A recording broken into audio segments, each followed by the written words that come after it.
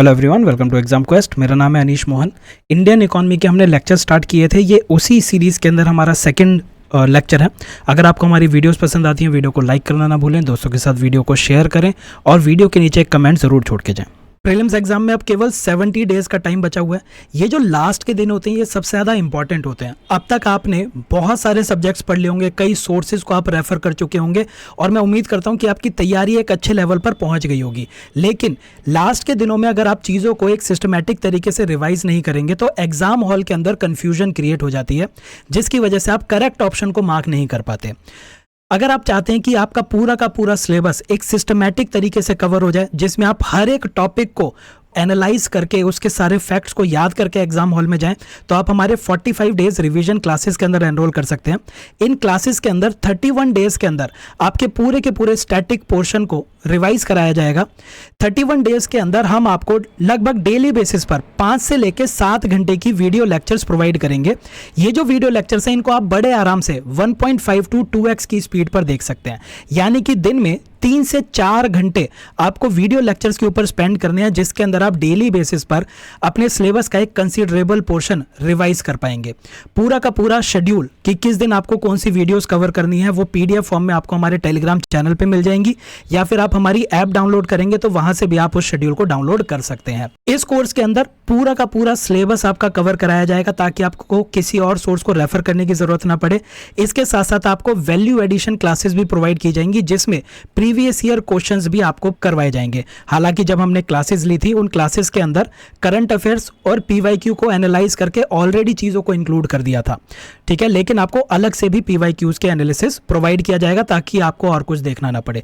तो 31 डेज के अंदर आप पूरे स्टैटिक पोर्शन को कवर कर सकते हैं। उसके बाद आपको सिर्फ स्टैटिक पोर्शन बार बार रिवाइज करते रहना है और करंट अफेयर्स के ऊपर फोकस करना है। इसके अलावा आपको किसी और चीज को कवर करने की जरूरत नहीं पड़ेगी, ना ही स्टैटिक के लिए, ना ही करंट अफेयर्स के लिए और ना ही प्रीवियस ईयर क्वेश्चन के एनालिसिस के लिए। कोर्स में एनरोल करने के लिए सभी लिंक्स हमारे डिस्क्रिप्शन बॉक्स के अंदर दिए हुए हैं। बहुत ही अफोर्डेबल कोर्स है जिसके अंदर एनरोल करके आप अपनी सारी कंफ्यूजन को दूर कर सकते हैं। फिस्कल पॉलिसी में जो हमारी पहली न्यूज हम कवर कर रहे हैं वो आरबीआई की एक एनुअल रिपोर्ट है। आरबीआई हर साल एक रिपोर्ट पब्लिश करती है जिसके अंदर वो बताती है कि जो राज्य हैं, राज्यों के फाइनेंसेस किस तरह से काम कर रहे हैं। इस रिपोर्ट का नाम है state finances a study of budget of 2023-24, ठीक है। अब इस न्यूज़ को देखने से पहले हम एनके सिंह कमेटी के बारे में देखते हैं, ठीक है। 2016 के अंदर एक कमेटी बनाई गई जिस कमेटी का नाम था एनके सिंह कमेटी। इस एनके सिंह कमेटी ने यह कहा कि जब भी गवर्नमेंट अपनी फिस्कल पॉलिसी बनाएगी तो फिस्कल पॉलिसी बनाते हुए उसको अपना प्राइमरी टारगेट रखना है डेट टू जीडीपी रेशियो को, डेट टू जीडीपी रेशियो को। इसका मतलब यह है कि आपकी जीडीपी का कितना हिस्सा डेट है, आप उसको प्राइमरी टारगेट लेके चलेंगे। और एनके सिंह कमेटी ने यह कहा था कि 2023 तक जो इंडिया की डेट टू जीडीपी रेशियो है वो 60% से ज़्यादा नहीं होनी चाहिए, यानी कि इंडिया की जो टोटल जीडीपी है इस जीडीपी का केवल 60% ही डेट हो सकता है, ठीक है। तो डेट की वैल्यू कितनी होगी? जीडीपी का 60%। और इस 60% के अंदर भी एनके सिंह कमेटी ने यह कहा कि जो 40% है वो सेंटर का डेट हो सकता है और जो 20% है वो स्टेट्स का डेट हो सकता है, ठीक है। ये टारगेट रखा गया था।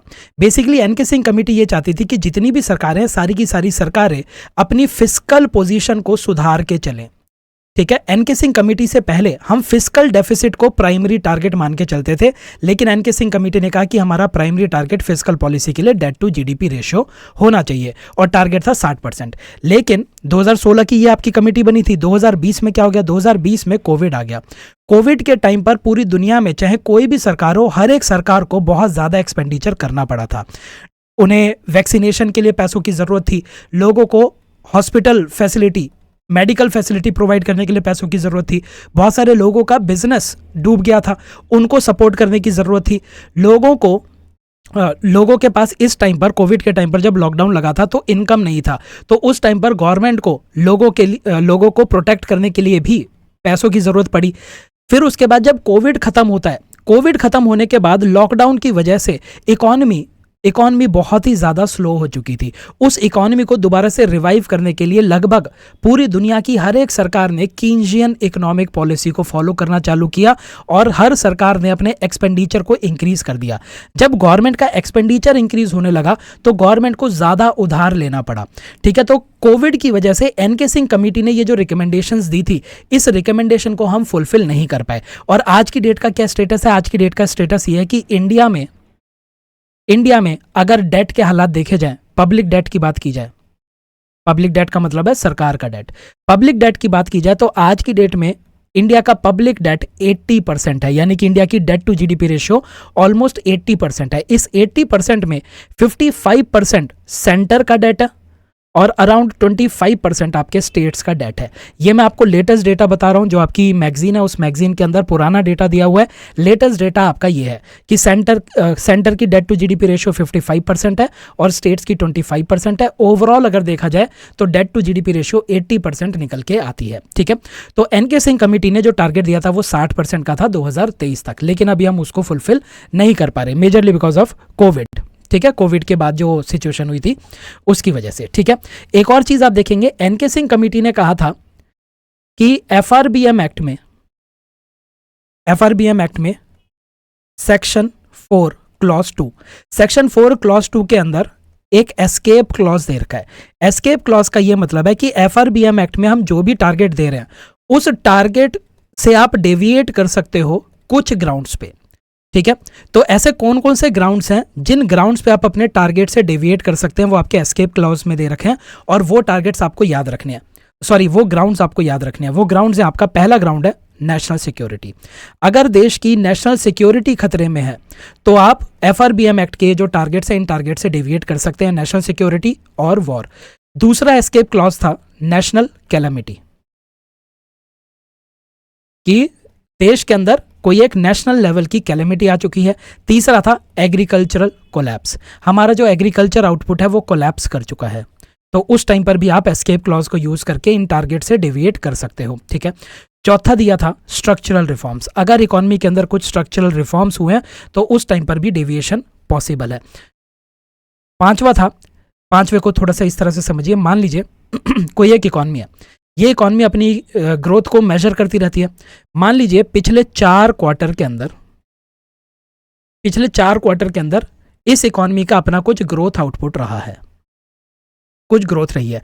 अगर आपके करंट क्वार्टर के अंदर जो ग्रोथ है उस ग्रोथ में 3% का डिक्लाइन आया है in comparison to the last 4 quarters. ठीक है, पिछले 4 क्वार्टर में जो ग्रोथ आउटपुट था उसके मुकाबले करंट क्वार्टर में 3% का डिक्लाइन आया है, तो उस केस में भी आप एस्केप क्लॉज का यूज कर सकते हो। ये लिखा हुआ है, ये सारे के सारे पॉइंट्स आप याद रखेंगे। National security and war, national calamity, agriculture में कोलैप्स आ गया, स्ट्रक्चरल रिफॉर्म हुए, आपके करंट क्वार्टर में ग्रोथ में डिक्लाइन 3% का है, किसके कंपैरिजन में? पिछले 4 क्वार्टर की ग्रोथ आउटपुट के कंपैरिजन में।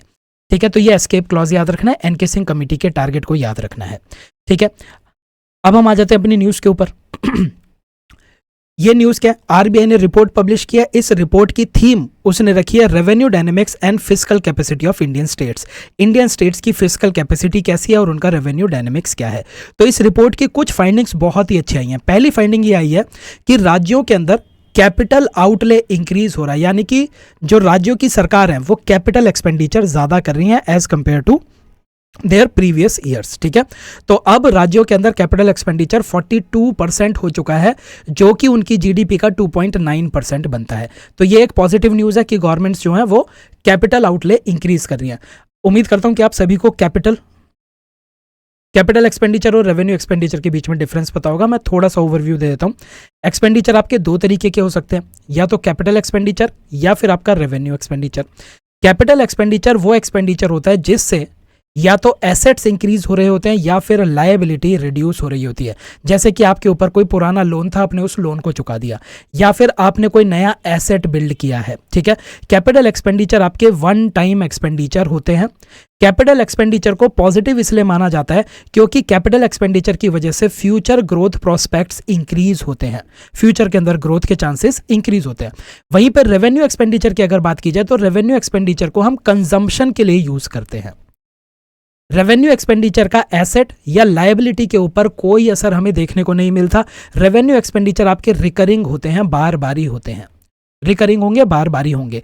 रेवेन्यू एक्सपेंडिचर को नेगेटिव माना जाता है क्योंकि रेवेन्यू एक्सपेंडिचर सिर्फ कंजम्पशन के पर्पस के लिए होते हैं। फॉर एग्जांपल, अगर कोई नई रोड बनाई जा रही है तो ये रोड एक तरह का इंफ्रास्ट्रक्चर है, ये रोड एक तरह का इंफ्रास्ट्रक्चर है। मान लीजिए रीजन ए को मैं रीजन बी से ज्वाइन करने के लिए रोड बना देता हूं, तो इस रोड के चारों तरफ इकोनॉमिक एक्टिविटी स्टार्ट हो जाएगी। रीजन ए में जो फैक्ट्रीज लगी थी, ये फैक्ट्रीज अपने सामान को रीजन बी में भी जाके बेच सकती हैं, तो इस रीजन के अंदर और भी फैक्ट्रियां लगने लग जाएंगी। ठीक है, तो जब रोड बनाया जा रहा है तो रोड एक तरह का एसेट हो गया, इंफ्रास्ट्रक्चर क्रिएट किया जा रहा है। वहीं पे जब इस रोड को मेंटेन किया जा रहा है, इसका रिपेयर वर्क कराया जा रहा है, तो इसको कंजम्पशन कहा जाता है, इसको कंजम्पशन एक्सपेंडिचर कहा जाता है। ठीक है, तो कंजम्पशन एक्सपेंडिचर जो है वो फ्यूचर ग्रोथ नहीं लेके आता, इसीलिए इसको नेगेटिव माना जाता है। तो इसीलिए जब भी बजट आता है तो हर साल बजट में ये कोशिश की जाती है कि जो कैपिटल आउटले है उसको इंक्रीज किया जाए और रेवेन्यू आउटले को डिक्रीज किया जाए। और यही अभी हमें आरबीआई की रिपोर्ट में भी देखने को मिल रहा है कि जो स्टेट गवर्नमेंट्स हैं, स्टेट गवर्नमेंट्स ने अपने कैपिटल आउटले को 42% से इंक्रीज कर दिया है। आज की डेट में राज्यों के जो कैपिटल आउटले है वो उनकी जीडीपी का लगभग 3% पहुंच चुका है। ठीक है, दूसरी पॉजिटिव न्यूज़ ये है कि राज्यों का जो डेट टू जीडीपी रेशियो है, यानी कि जीडीपी का कितना परसेंटेज उन्होंने उधार ले रखा है। ठीक है, डेट टू जीडीपी रेशियो अगर देखा जाए तो मार्च 2021 के एंड में ये 31% था, ये अब रिड्यूस होकर 27% हो चुका है मार्च 2023 में। अगर मैं बात करूं फरवरी मार्च 2024 की, तो आज की डेट में ये जो डेट टू जीडीपी रेशियो है राज्यों की, ये 25% के पास पहुंच चुकी है, 25% के पास। This is a very good news. ठीक है, एनके सिंह कमेटी ने क्या टारगेट दिया है, राज्यों की डेट टू जीडीपी रेशियो सभी राज्यों की मिला के अगर डेट टू जीडीपी रेशियो निकाली जाए तो वो 20% से ज़्यादा नहीं होनी चाहिए, तो वो अब 25% हो चुकी है। 2021 में यही 31% थी, तो ये एक पॉजिटिव साइन है। ठीक है, तीसरा पॉजिटिव साइन ये है कि राज्यों का ग्रॉस फिस्कल डेफिसिट भी रिड्यूस होता जा रहा है। 2020-21 के अंदर राज्यों को ढेर सारा पैसा उधार लेना पड़ा था, तो इसीलिए उनका ग्रॉस फिस्कल डेफिसिट 4.1% था, वही अब रिड्यूस होके 2021-22 के अंदर 2.8% रह चुका है। This is also a positive sign. ठीक है, राज्यों की टैक्स बोयेंसी में भी इंक्रीज देखने को मिला है। तो यहाँ पे ये दो टर्म्स हम कवर कर लेते हैं। एक होती है आपकी टैक्स इलास्टिसिटी, टैक्स से जुड़ी हुई दो टर्म्स हैं, एक होती है टैक्स इलास्टिसिटी और दूसरी होती है टैक्स बोयेंसी। ठीक है, टैक्स इलास्टिसिटी का मतलब ये होता है कि जब हम टैक्स रेट्स के अंदर कुछ चेंज कर रहे हैं तो वो चेंज टैक्स रेवेन्यू में क्या असर दिखा रहा है। ठीक है, जैसे मान लीजिए पहले टैक्स लगता था 10%, जब राज्य के अंदर 10% टैक्स लगता था तो उसका टोटल टैक्स कलेक्ट होता था, मान लेते हैं 100 रुपये। अब मान लेते हैं हमने टैक्स रेट को इंक्रीज करके 11% कर दिया और अब टैक्स कलेक्शन इंक्रीज होके 120 रुपये हो गई। तो इसके अंदर हमने क्या देखा कि जब हमने टैक्स रेट को चेंज किया है तो हमारी जो टैक्स कलेक्शन थी वो टैक्स कलेक्शन भी चेंज हो गई। तो अगर टैक्स रेट के चेंज होने पे टैक्स रेवेन्यू इंक्रीज हो जाता है, टैक्स की कलेक्शन जो है वो इंक्रीज हो जाती है, तो ये कहा जाता है कि ये टैक्स सिस्टम इलास्टिक है। ठीक है, ये टैक्स सिस्टम इलास्टिक है। टैक्स बायंसी का क्या मतलब है, इसका मतलब यह है कि हमने टैक्स रेट्स के अंदर कोई भी चेंज नहीं किया, टैक्स रेट्स के अंदर कोई भी चेंज नहीं किया, लेकिन हमारे देश की जीडीपी इंक्रीज हुई है, हमारे राज्य के अंदर ग्रोथ इंक्रीज हुई है, उस ग्रोथ की वजह से टैक्स रेवेन्यू इंक्रीज हो गया। तो इसको कहा जाता है कि ये टैक्स बायंसी आ गई है। टैक्स बायंसी के अंदर टैक्स रेट सेम रहता है लेकिन टैक्स रेवेन्यू इंक्रीज हो रहा है, और ये टैक्स रेवेन्यू क्यों इंक्रीज हो रहा है, क्योंकि देश के अंदर इकोनॉमिक एक्टिविटी इंक्रीज हो रही है। तो ये दो टर्म्स आपको पता होनी चाहिए। टैक्स इलास्टिसिटी क्या है, टैक्स रेट चेंज होने पे टैक्स रेवेन्यू में क्या चेंजेस आए हैं, और टैक्स बायंसी क्या होता है, टैक्स रेट में हमने कोई भी बदलाव नहीं किया। पहले 10% टैक्स लगता था और 100 रुपये कलेक्ट होते थे, अब भी 10% ही टैक्स लग रहा है, लेकिन हमारी इकोनॉमी अब ग्रो कर रही है, लोग ज़्यादा टैक्स पे कर रहे हैं, उसकी वजह से लोगों की इनकम इंक्रीज हो गई, लोग ज़्यादा सामान खरीद रहे हैं, जिसकी वजह से इनडायरेक्ट टैक्स इंक्रीज हो गया। इन सब चीज़ों की वजह से जो टैक्स कलेक्शन है वो अब 120 रुपये हो गया। ठीक है, तो इसको कहा जाता है टैक्स बायंसी। ठीक है, अगर किसी इकोनॉमी के अंदर टैक्स बायंसी एक से ज़्यादा है तो इसका मतलब यह है कि टैक्स बायंसी एक से ज़्यादा, इसका मतलब आप ऐसे देख सकते हैं, कि जीडीपी में 1% का चेंज आया था, जीडीपी ग्रोथ में 1% का चेंज आया था, उससे जो टैक्स कलेक्शन है वो मोर देन 1% चेंज आ चुका है। टैक्स कलेक्शन में मोर देन 1% का चेंज आ चुका है। ठीक है, तो जितनी ज़्यादा टैक्स बायंसी होती है उतना अच्छा होता है इकोनॉमी के लिए। ठीक है, तो ये आपकी डेफिनेशन है टैक्स बायंसी की। टैक्स बायंसी का मतलब होता है responsiveness of tax revenue receipts to changes in national income. जब नेशनल इनकम चेंज हो रही है तो उससे टैक्स रेवेन्यू रिसीट में क्या चेंजेस आ रहे हैं। ठीक है, टैक्स बायंसी मोर देन 1, इसका क्या मतलब है? इसका मतलब ये है कि टैक्स रेवेन्यू ज़्यादा तेजी से ग्रो कर रहा है as compare to national income. National income में हो सकता है 1% की ग्रोथ आई हो, लेकिन टैक्स रेवेन्यू में 1% से ज़्यादा की ग्रोथ आ चुकी है। इसका मतलब ये हुआ। ठीक है, एनके सिंह कमेटी की रिकमेंडेशन में आपको ऑलरेडी बता चुका हूँ, ये आपको याद रखना है।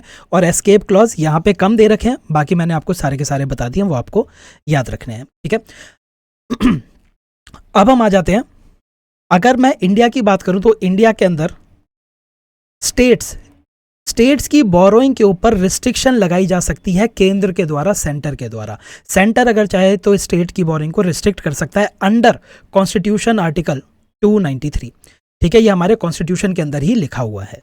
और सेंट्रल गवर्नमेंट अगर चाहे स्टेट गवर्नमेंट्स को जब भी बोरो करना होता है तो उसे सेंट्रल गवर्नमेंट से कंसेंट लेना पड़ता है, ये भी आप याद रखेंगे। ठीक है, तो सेंट्रल गवर्नमेंट अगर चाहे तो स्टेट्स की बोरोइंग के ऊपर रिस्ट्रिक्शंस लगा सकता है, और स्टेट्स को बोरो करने से पहले सेंट्रल गवर्नमेंट की कंसेंट चाहिए होती है। ये दो बातें आपको याद रखनी है। तीसरा, states are not allowed to borrow from outside India, वो बाहर से बोरो नहीं कर सकते। ठीक है, ये स्टेट की बोरोइंग के ऊपर कुछ रिस्ट्रिक्शंस लगी हुई हैं। ठीक है, अब देखिए फिर से अपनी उसी कहानी के ऊपर चलते हैं। आपको ये तो पता चल चुका है कि कोविड के बाद लगभग हर एक गवर्नमेंट को ज़्यादा एक्सपेंडिचर करना पड़ा था। ठीक है, ज़्यादा एक्सपेंडिचर उसको करना पड़ा, जिसकी वजह से गवर्नमेंट्स को बहुत ज़्यादा उधार लेना पड़ा। लेकिन इंडिया के अंदर एक एफआरबीएम एक्ट होता है। एफआरबीएम एक्ट गवर्नमेंट्स के ऊपर रिस्ट्रिक्शन लगाता है कि वो बहुत ज़्यादा उधार नहीं ले सकते। तो कोविड के टाइम पर ये जो एफआरबीएम की रिस्ट्रिक्शंस थी, इनको थोड़ा सा ईज कर दिया गया था। इसके साथ साथ कोविड के टाइम पर सेंट्रल गवर्नमेंट ने स्टेट गवर्नमेंट्स की मदद करने के लिए एक स्पेशल असिस्टेंस प्रोवाइड की थी। ये जो स्पेशल असिस्टेंस है, सिंपल भाषा में कहा जाए तो सेंटर ने स्टेट्स को, राज्यों को लॉन्ग टर्म के लिए लोन प्रोवाइड किए थे। ठीक है, अब सिमिलर स्कीम अब हमें देखने को मिल रही है, दोबारा से स्टार्ट हो रही है। ठीक है, यहां पे देखिए जो मिनिस्ट्री ऑफ फाइनेंस है, मिनिस्ट्री ऑफ फाइनेंस ने special assistance to states for capital investment 2023-24 इसको अप्रूवल प्रोवाइड कर दी है। ठीक है, स्पेशल असिस्टेंस क्या है? सिंपल भाषा में यह है लॉन्ग टर्म लोन। इस लॉन्ग टर्म लोन के अंदर सेंट्रल गवर्नमेंट 1.3 लाख करोड़ रुपए के लोन प्रोवाइड करेगी, राज्यों को, स्टेट्स को प्रोवाइड करेगी। ठीक है, और ये जो लोन प्रोवाइड किए जाएंगे कि गवर्नमेंट अपने जो ये स्टेट गवर्नमेंट्स हैं, स्टेट गवर्नमेंट्स अपने राज्यों के अंदर कैपिटल इन्वेस्टमेंट कर सके। ठीक है, रेवेन्यू एक्सपेंडिचर के लिए नहीं है, ये कैपिटल एक्सपेंडिचर के लिए लोन प्रोवाइड किया जा रहा है। ठीक है, तो पहला तो आपको ये याद रखना है कि टोटल कितना दिया जा रहा है, 1.3 लाख करोड़ का दिया जा रहा है। ये जो 1.3 लाख करोड़ का लोन है, इसमें से 1 लाख करोड़ का लोन अनकंडीशनल है। ठीक है, इसके अंदर स्टेट गवर्नमेंट्स अपने कुछ प्रोजेक्ट्स डिसाइड करेंगी जो कि कैपिटल एक्सपेंडिचर होगा, यानी कि इंफ्रास्ट्रक्चर वगैरह के लिए काम कर रहे होंगे। तो स्टेट गवर्नमेंट्स अपने कुछ प्रोजेक्ट्स डिसाइड करेगी, उन प्रोजेक्ट्स को वो सबमिट करेगी सेंट्रल गवर्नमेंट के पास, और सेंट्रल गवर्नमेंट उनको लोन प्रोवाइड करेंगे ताकि वो state government in capital expenditure को फाइनेंस कर सके, बेसिकली इंफ्रास्ट्रक्चर डेवलप कर सके। क्योंकि जो कैपिटल एक्सपेंडिचर होता है, इसका इकोनॉमी में मल्टीप्लायर इफेक्ट देखने को मिलता है। अब सवाल आता है मल्टीप्लायर इफेक्ट क्या है, तो मैं आपको इनडायरेक्टली समझा चुका हूं। मल्टीप्लायर इफेक्ट का मतलब होता है कि गवर्नमेंट ने कुछ एक्सपेंडिचर किया, इस एक्सपेंडिचर की वजह से और इकोनॉमिक एक्टिविटी स्टार्ट हो गई, प्राइवेट सेक्टर भी इन्वेस्ट करना चालू हो गया, जिसको क्राउडिंग इन कहा जाता है। तो आखिर गवर्नमेंट के एक्सपेंडिचर से और इकोनॉमिक एक्टिविटी कैसे स्टार्ट होती है और प्राइवेट सेक्टर कैसे क्राउड इन होता है? देखो मान लो एक रीजन है, ये कोई रूरल या फिर सेमी अर्बन रीजन है, जहां पे लैंड बहुत सस्ती है। ठीक है, जहां पे लेबर बहुत सस्ती है, यानी कि अगर इस रीजन के अंदर फैक्ट्री लगा दी जाए तो जो फैक्टर्स ऑफ प्रोडक्शन की कॉस्ट है, वो फैक्टर्स ऑफ प्रोडक्शन की कॉस्ट काफ़ी कम होगी। यहाँ पे सस्ते में ज़मीन मिल जाएगी, सस्ते में लेबर मिल जाएगी, लोग फैक्ट्री लगा के अच्छा खासा प्रॉफिट यहाँ से कमा सकते हैं। लेकिन प्रॉब्लम यह है कि ये जो एरिया है, ये एरिया किसी मार्केट से कनेक्टेड नहीं है। ठीक है, ज़्यादातर जो भी सामान बन रहा होता है उस सामान की मार्केट आपको अर्बन रीजन में देखने को मिलती है। मान लीजिए गवर्नमेंट ने खर्चा करके इस एरिया को मार्केट के साथ कनेक्ट कर दिया by making roads and railways, road और रेलवे बना के इसको कनेक्ट कर दिया, तो अब क्या होगा, यहां पे अगर मैं कोई फैक्ट्री लगाऊंगा तो मैं आसानी से अपने सामान को मार्केट तक पहुंचा सकता हूं और मार्केट में सामान बेच सकता हूं। ठीक है, तो जैसे ही गवर्नमेंट ये रोड बनाएगी, प्राइवेट सेक्टर यहां पे आके इन्वेस्ट करने लगेगा, वो अपनी फैक्ट्रीज लगाने लगेगा, वो अपनी फैक्ट्रीज लगानी चालू कर देगा। तो इससे क्राउडिंग इन हो गई, प्राइवेट गवर्नमेंट एक्सपेंडिचर की वजह से प्राइवेट सेक्टर भी इन्वेस्ट करने लगा। अब ये जो रोड बनी है, इस रोड पे दिन रात ट्रक चल रहे हैं जो सामान को एक जगह से दूसरी जगह लेके जा रहे हैं, तो यहाँ पे ढाबा खुल जाएगा। हो सकता है कि यहाँ पे भी कोई फैक्ट्री खुल जाए, यहाँ पे कोई फैक्ट्री खुलेगी, यहाँ पे कोई इंडस्ट्री खुलेगी। तो गवर्नमेंट के एक एक्सपेंडिचर से ये सारी की सारी इकोनॉमिक एक्टिविटी जनरेट होने लगी, प्राइवेट सेक्टर की क्राउडिंग इन होने लगी। इसी को मल्टीप्लायर इफेक्ट कहा जाता है। ठीक है, तो इसीलिए जो सेंट्रल गवर्नमेंट है वो 1.3 लाख करोड़ के लोन्स प्रोवाइड करेगी राज्यों को, ताकि वो कैपिटल एक्सपेंडिचर कर सके, ताकि कैपिटल एक्सपेंडिचर से मल्टीप्लायर इफेक्ट देखने को मिले। ये जो 1.3 लाख करोड़ का लोन प्रोवाइड किए जाएंगे राज्यों को, इसमें से 1 लाख करोड़ अनकंडीशनल होंगे, इनको राज्य खुद डिसाइड कर सकते हैं कहाँ पे खर्च करना है। जो बाकी 0.3 लाख करोड़ रुपए बचे, ये 0.3 लाख करोड़ कंडीशनल होंगे। कंडीशनल का मतलब ये है कि गवर्नमेंट ने, सेंट्रल गवर्नमेंट ने कुछ एरियाज डिसाइड कर रखे हैं, सिर्फ उन्हीं एरियाज के अंदर ये वाला जो पैसा दिया जाएगा, ये पैसा सिर्फ उन्हीं एरियाज के अंदर खर्च किया जा सकता है। आपको वो सारे के सारे एरियाज जानने की जरूरत नहीं है, पर मैं फिर भी उन एरियाज की आपको एक लिस्ट प्रोवाइड कर देता हूं। पहला, इसके अंदर अगर आप ओल्ड व्हीकल को स्क्रैप करने के लिए इंसेंटिव दे रहे हो लोगों को, ताकि लोग सड़कों पे से अपने पुराने व्हीकल को हटा दें और नया व्हीकल खरीदें, उसके लिए आप लोगों को एनकरेज करना चाहते हो, लोगों को इंसेंटिव दे रहे हो, उसके लिए आपको पैसा चाहिए, तो आप यहां से लेके पैसा दे सकते हो। ठीक है, दूसरा एरिया कौन सा है? दूसरा एरिया है आपके अर्बन प्लानिंग के अंदर रिफॉर्म्स लेके आना, अर्बन रीजन के प्लानिंग के अंदर रिफॉर्म लेके आना। तीसरा एरिया है अर्बन लोकल बॉडीज के अंदर रिफॉर्म्स लेके आना, फाइनेंशियल रिफॉर्म्स लेके आना। चौथा है जो पुलिस पर्सनल है, पुलिस पर्सनल के लिए हाउसिंग के लिए आपको पैसों की जरूरत है। पांचवा एरिया हो जाएगा राज्यों के अंदर यूनिटी मॉल्स बनाने के लिए, यूनिटी मॉल्स जो कि देश के अंदर नेशनल इंटीग्रेशन को इंक्रीज करेंगे। ठीक है, देश के अंदर यूनिटी इंक्रीज हो। छठा हो जाएगा adolescent and children libraries banana, adolescent and children libraries बना रहे हो और डिजिटल इंफ्रास्ट्रक्चर खड़ा कर रहे हो, डिजिटल इंफ्रास्ट्रक्चर। सातवां एरिया है आपका जो सेंट्रली स्पॉन्सर्ड स्कीम होती है, उसके लिए फंड रिलीज करने के लिए आपको पैसों की जरूरत है। ठीक है, अच्छा, इसको मैं थोड़ा सा और सिस्टमेटिकली आपको बताता हूं ताकि कंफ्यूजन और दूर हो जाए। देखो, ये जो स्पेशल असिस्टेंस प्रोवाइड की जा रही है, ये बेसिकली क्या है? ये एक लोन है जो सेंटर प्रोवाइड करेगी स्टेट्स को। टोटल कितना पैसा सेंटर प्रोवाइड करने वाला है? 1.3 लाख करोड़ रुपीस वो प्रोवाइड करने वाला है। ठीक है, ये 1.3 लाख करोड़ रुपीस वो प्रोवाइड करेगा 8 चीजों के लिए। ठीक है, उन 8 चीजों को इसने 8 पार्ट्स के अंदर डिवाइड कर रखा है। ठीक है, पहला है आपका पार्ट 1। पार्ट 1 के अंदर 1 लाख करोड़ रुपए का लोन दिया जाएगा। पार्ट 1 में जितना भी पैसा दिया जाएगा, उस पैसे को स्टेट्स अपने हिसाब से डिसाइड करके यूज कर सकता है, लेकिन जाएगा वो कैपिटल एक्सपेंडिचर के अंदर। ठीक है, जो बाकी 0.3 लाख करोड़ रुपीस बचे, ये 0.3 लाख करोड़ रुपीस पार्ट 2 से लेके पार्ट आपके 8 तक, पार्ट 8 तक आप खर्च कर सकते हो। इन पार्ट 8 के अंदर जो जो एरियाज बताए हुए हैं, सिर्फ उन्हीं एरियाज के अंदर खर्चा किया जाएगा। पार्ट 2 से लेके पार्ट 8 तक के जो एरियाज हैं वो सारे के सारे मैं यहाँ पे लिख चुका हूँ। ओल्ड व्हीकल को स्क्रैप करने के लिए इंसेंटिव देना, अर्बन प्लानिंग में रिफॉर्म लाना, अर्बन लोकल बॉडी में रिफॉर्म लाना, पुलिस पर्सनल के लिए हाउसिंग, यूनिटी मॉल्स बनाना, लाइब्रेरीज बनाना, CSS फंड को रिलीज करना। ठीक है, ये जो सेंटर स्टेट्स को लोन दे रही है, लोन का मतलब है राज्यों को कभी ना कभी ये पैसा वापस करना पड़ेगा, लेकिन सेंटर ये लोन दे रही है बहुत ही लॉन्ग टर्म के लिए। लॉन्ग टर्म, ये लॉन्ग टर्म कितना है? 50 सालों के लिए। तो ये 50 सालों को लोन है। जब लोन की बात होती है तो उसके ऊपर कितना ब्याज लेगी सेंटर? कोई भी ब्याज नहीं है। तो ये इंटरेस्ट फ्री लोन है। उम्मीद करता हूं आपको ये टर्म्स पता होंगी। लोन का मतलब होता है वो पैसा जो आपने उधार लिया कभी ना कभी वापस करना है। ग्रांट का मतलब होता है ये पैसा आपको कभी वापस नहीं करना। तो ये जो स्पेशल असिस्टेंस है ये लोन है, ग्रांट नहीं है। तो स्कीम का जेनेसिस मैं आपको ऑलरेडी बता चुका हूं कि कोविड-19 पेंडेमिक के टाइम पर इस तरह की स्कीम, स्पेशल असिस्टेंस की स्कीम को लॉन्च किया गया था और इसका ऑब्जेक्टिव है राज्यों के अंदर कैपिटल स्पेंडिंग या फिर कैपिटल एक्सपेंडिचर को बूस्ट करना, ताकि राज्यों में हाई मल्टीप्लायर इफेक्ट देखने को मिले। इसके अंदर जो असिस्टेंस प्रोवाइड की जाएगी वो 50 सालों का इंटरेस्ट फ्री लोन है और 1.3 लाख करोड़ रुपए तक के लोन्स राज्यों को दिए जाएंगे। ये लोन 8 चीजों के लिए दिए जा सकते हैं, 8 पार्ट्स में दिए जा सकते हैं। जो पार्ट 1 है, पार्ट 1 में 1 लाख करोड़ रुपए तक के लोन दिए जाएंगे और इन लोन को राज्य अपने हिसाब से डिसाइड कर सकती है।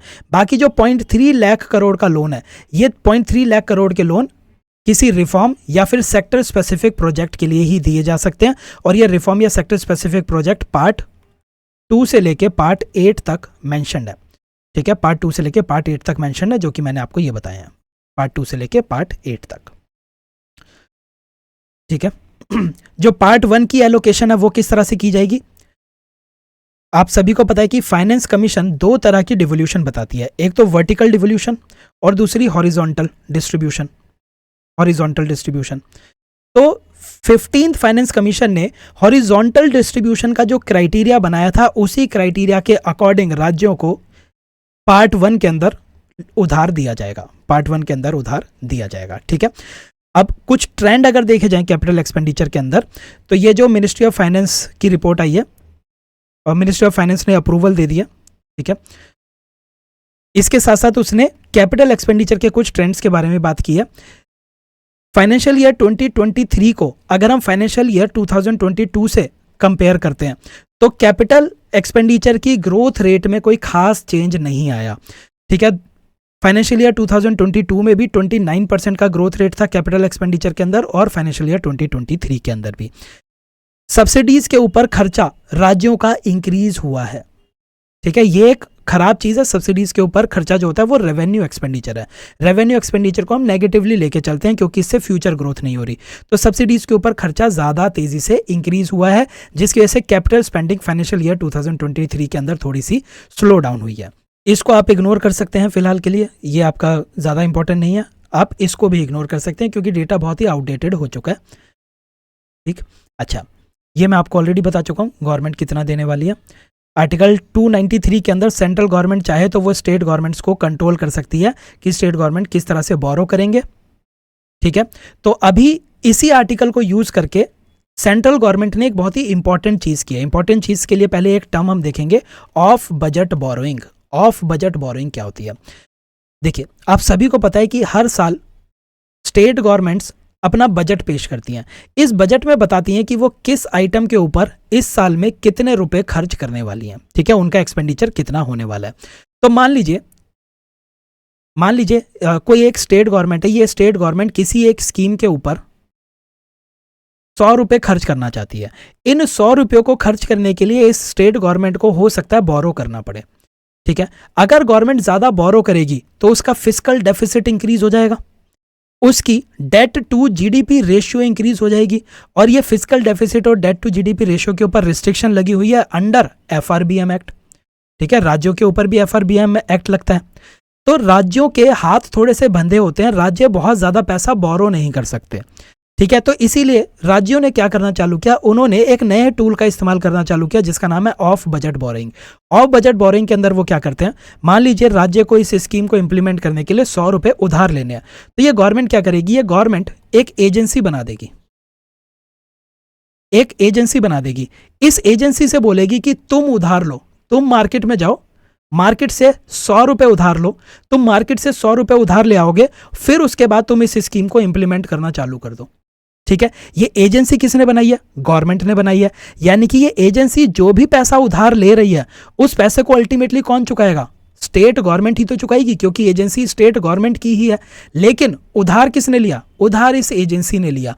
तो ऑफ बजट बोरोइंग इस टूल को यूज करके गवर्नमेंट क्या करती है, गवर्नमेंट अपनी बैलेंस शीट से ये जो 100 रुपए का उधार है, ये 100 रुपए का उधार हटा देती है। गवर्नमेंट कहती है मैंने तो उधार लिया ही नहीं, उधार तो इस एजेंसी ने लिया है, तो हमें अपने बजट के अंदर ये 100 रुपए दिखाने की जरूरत ही नहीं है। और गवर्नमेंट अगर अपने बजट के अंदर अपने उधार को नहीं दिखा रहा तो वो अपने फिस्कल डेफिसिट को कम दिखा सकता है, वो अपनी डेट टू जीडीपी रेशियो को कम दिखा सकता है।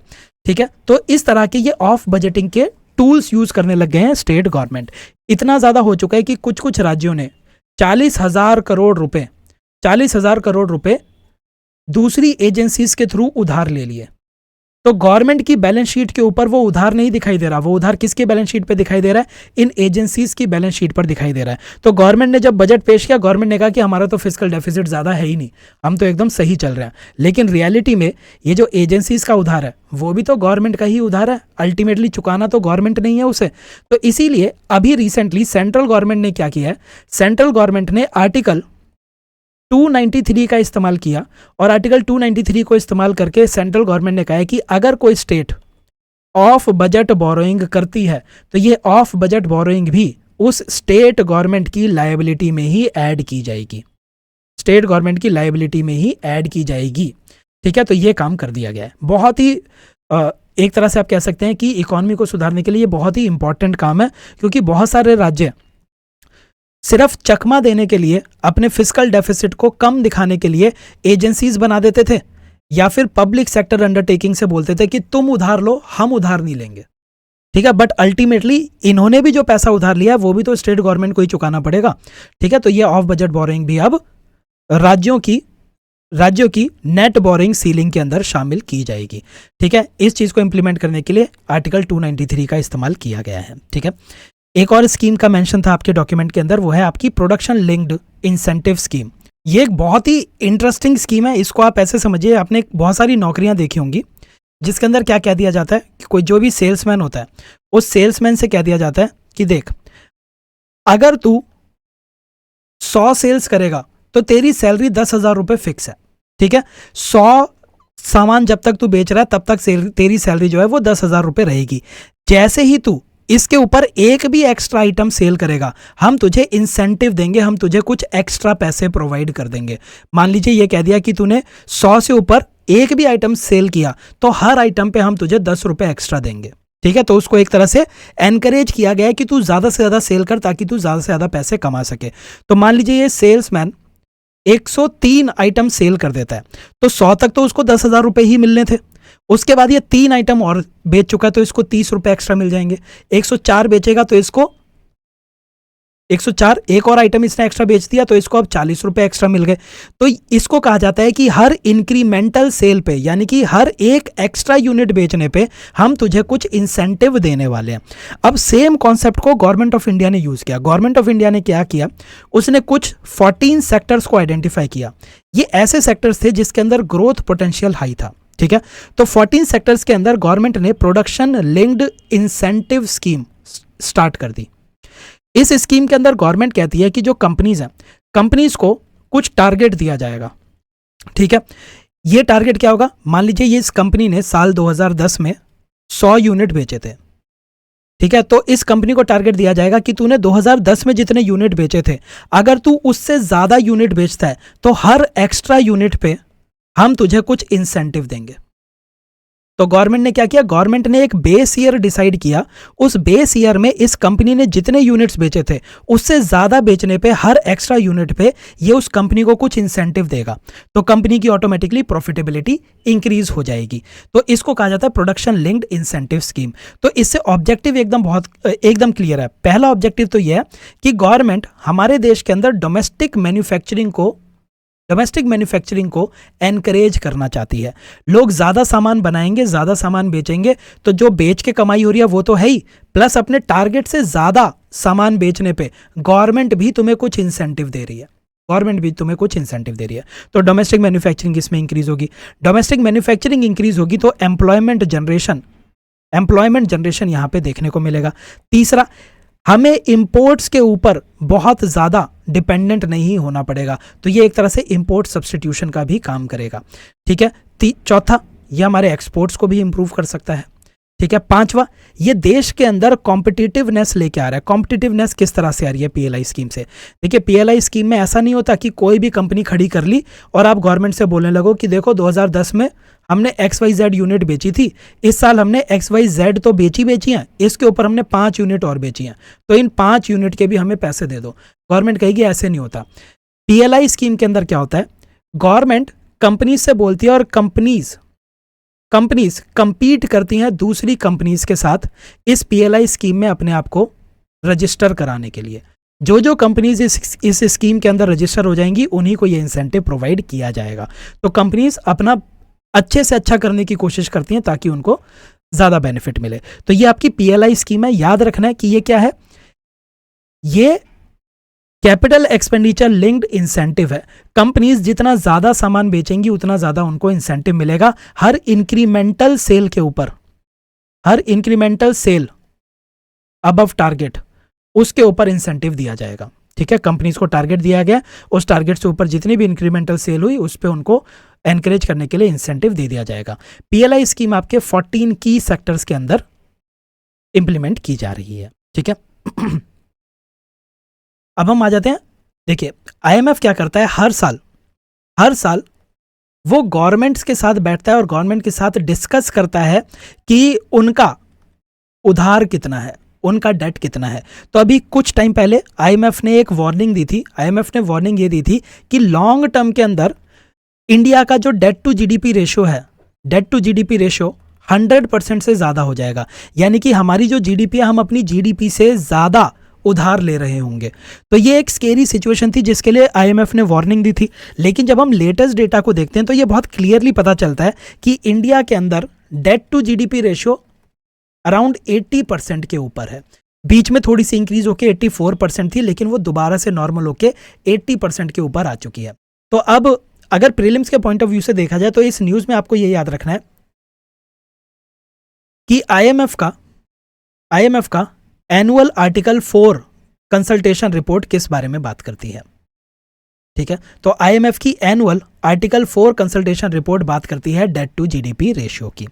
ठीक है, आईएमएफ के आर्टिकल ऑफ एग्रीमेंट में आर्टिकल नंबर 4 ये बोलता है कि आईएमएफ अपने मेंबर कंट्रीज के साथ बायलेटरल डिस्कशन करेगा एनुअल बेसिस पर। हर साल ये बायलेटरल डिस्कशन होगी और इस डिस्कशन के अंदर वो बताएगा कि उसके मेंबर देश की मैक्रो इकोनॉमिक कंडीशंस कैसी हैं, मैक्रो इकोनॉमिक कंडीशन कैसी हैं। इसी डिस्कशन के दौरान आईएमएफ ने कहा था कि आप तो 100% से भी ज़्यादा जा सकते हो। इंडिया ने कहा भैया हम तो 80% पर रुके हुए हैं। ठीक है, तो अब दूसरी चीज़ जो आपके प्रीलिम्स में पूछी जा सकती है वो है कि आखिर पब्लिक डेट क्या होता है। सिंपल भाषा में देखेंगे। ठीक है, पब्लिक डेट क्या है? पब्लिक डेट का मतलब है कि total money that Indian government owes to its creditors. Indian government के ऊपर कितना पैसा उधार है उसी को पब्लिक डेट कह दिया जाता है। पब्लिक डेट आपके दो सोर्सेज से लिया जा सकता है, या तो ये इंटरनल डेट होगा या फिर ये एक्सटर्नल डेट होगा, या तो ये इंटरनल डेट होगा या फिर एक्सटर्नल डेट होगा। इंटरनल डेट का मतलब होता है कि वो पैसा जो कि देश के अंदर से ही गवर्नमेंट ने बोरो किया है। ठीक है, इंडिया की गवर्नमेंट अगर डोमेस्टिक सोर्सेज से पैसा बोरो करती है तो उसको इंटरनल डेट कहते हैं। तो एक क्वेश्चन आपसे पूछा जा सकता है कि इंटरनल डेट के क्या क्या सोर्सेज होते हैं। तो पहला तो होता है loans raised by selling government bonds. Central government अपने बॉन्ड्स बेच के कितना पैसा उधार ले रही है। ये जो गवर्नमेंट बॉन्ड्स हैं ये बेच के गवर्नमेंट पैसा उधार लेती है पब्लिक से। ठीक है, दूसरा गवर्नमेंट आरबीआई से कितना बोरो कर रही है through treasury bills, through T bills. ठीक है, और तीसरा हो जाता है गवर्नमेंट की लायबिलिटीज।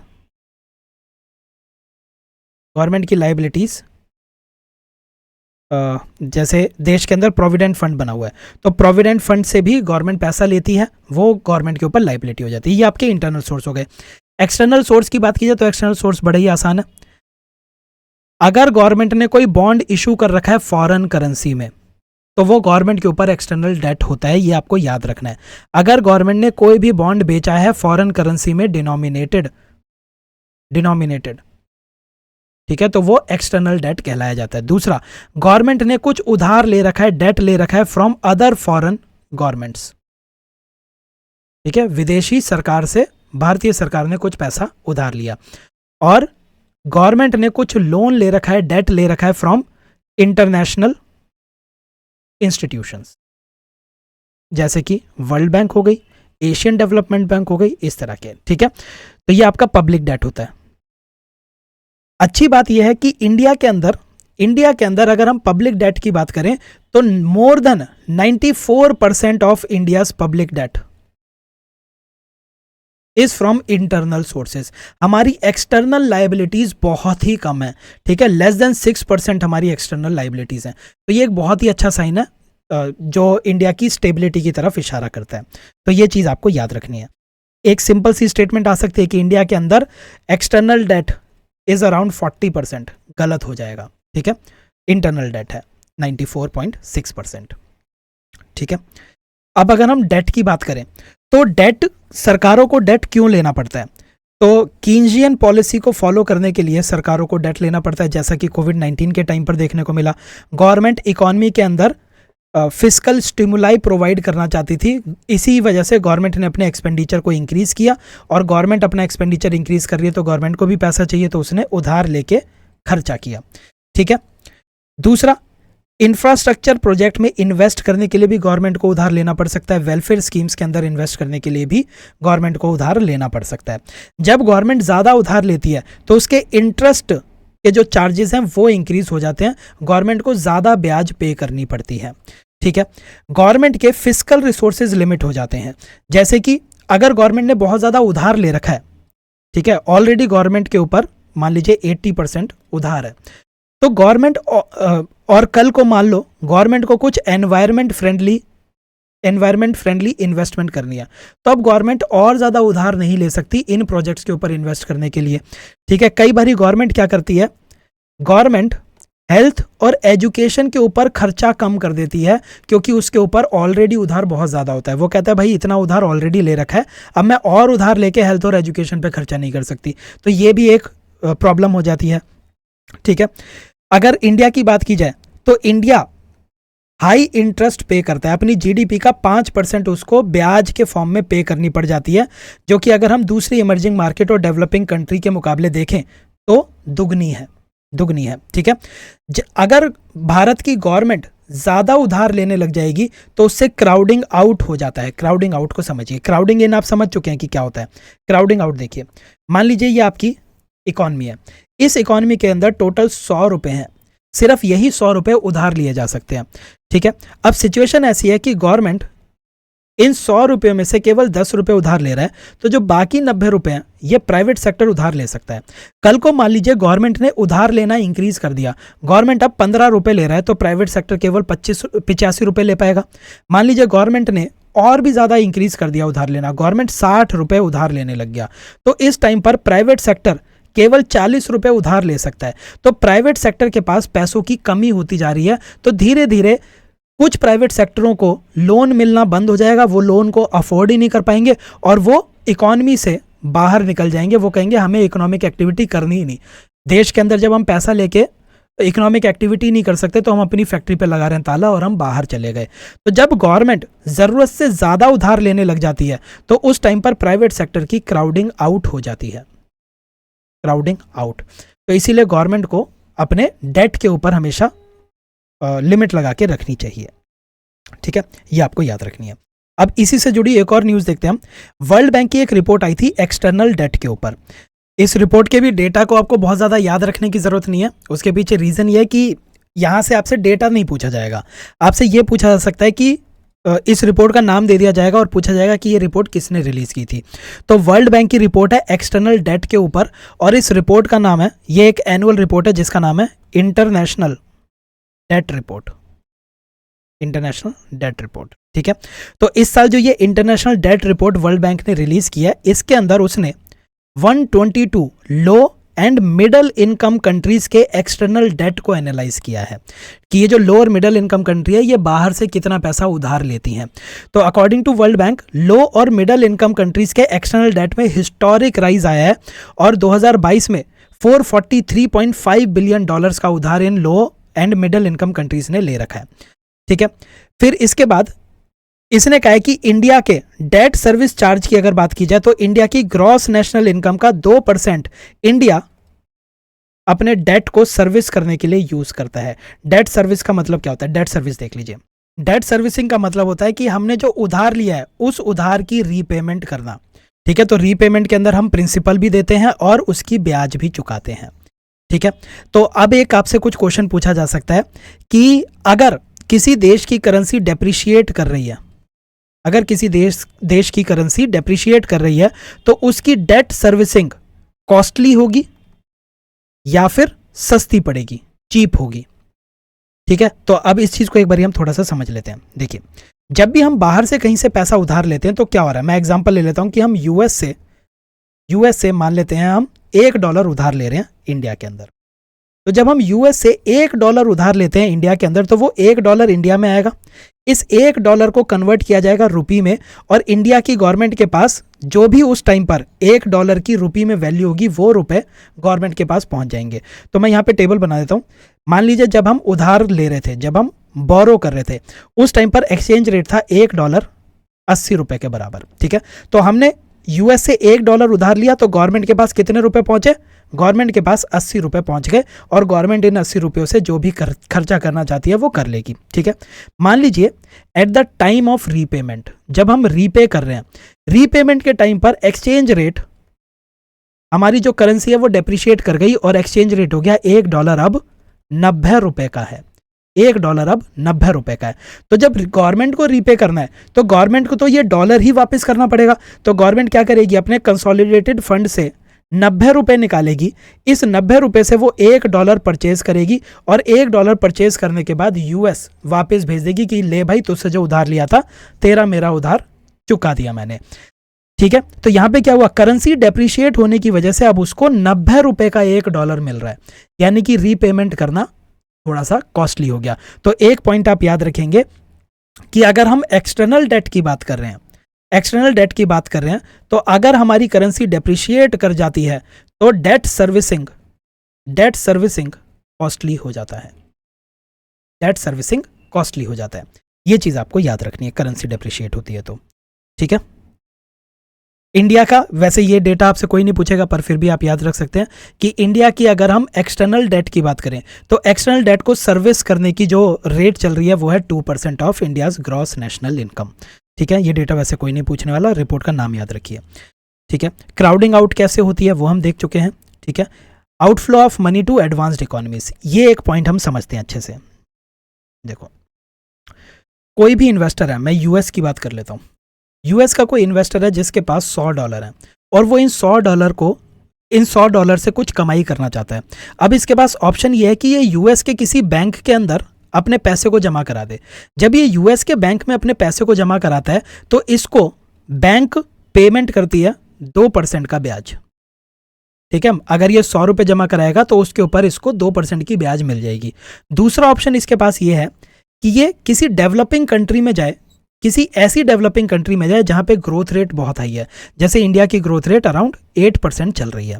तो ग्रोथ रेट का मतलब यह है कि अगर इंडिया में कोई आज ₹100 इन्वेस्ट कर रहा है और इंडिया 8% से ग्रो हुई है तो इसके ₹100 ₹108 बन जाएंगे। ठीक है, क्योंकि इंडिया ग्रो कर रही है तो उसको भी ज्यादा पैसा मिल जाएगा।